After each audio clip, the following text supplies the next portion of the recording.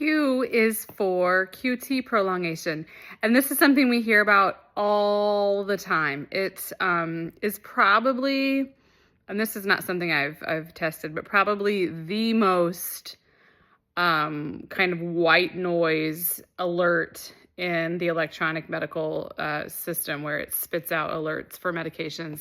Medications that can prolong the QT interval include lots of antipsychotics, all of the first generation antipsychotics, many of the second generation antipsychotics, antifungals, the macrolide antibiotics, so like Zithromax, the fluoroquinolones, Cipro, Levaquin, anti-nausea meds, Zofran, droperidol. We talked about that when we talked about droperidol.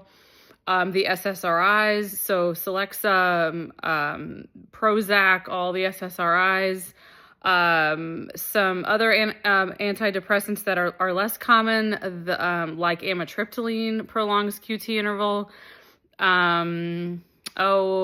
What else? Antiarrhythmics, obviously, so like amiodarone, the sodium channel blockers also do, so like procainamide prolongs the QT interval, and very few of them alone.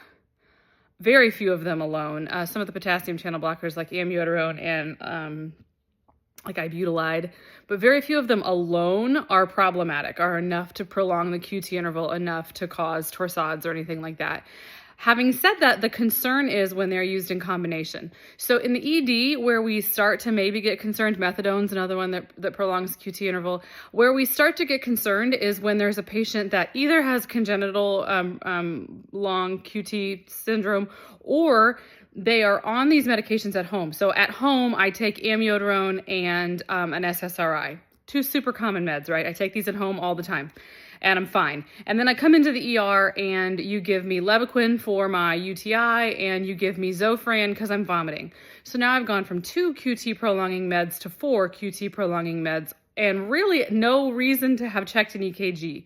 So there's been no EKG since admission, and you've given me 2 additional meds to prolong my QT interval. And that's really when the patient can be put in danger from these medications. It's not the one med that causes a problem, but kind of the perfect storm of medications that potentially can cause QT prolongation. So again, the droperidol conversation, droperidol alone, especially in the doses that we use now, really not a concern. But when you add it on to potentially unknown home medications at the time the patient comes in, and we need these nausea meds or whatever, and we haven't done this full med history, and we don't really know that they're on, methadone and amiodarone and all these other meds at home, that's potentially when the QT interval can become a problem. And so it's one that we're pretty quick to dismiss when it pops up, or when someone says it and we're like, yeah, QT, nobody really cares. But it really can become problematic from an additive standpoint when you continue to add more meds on.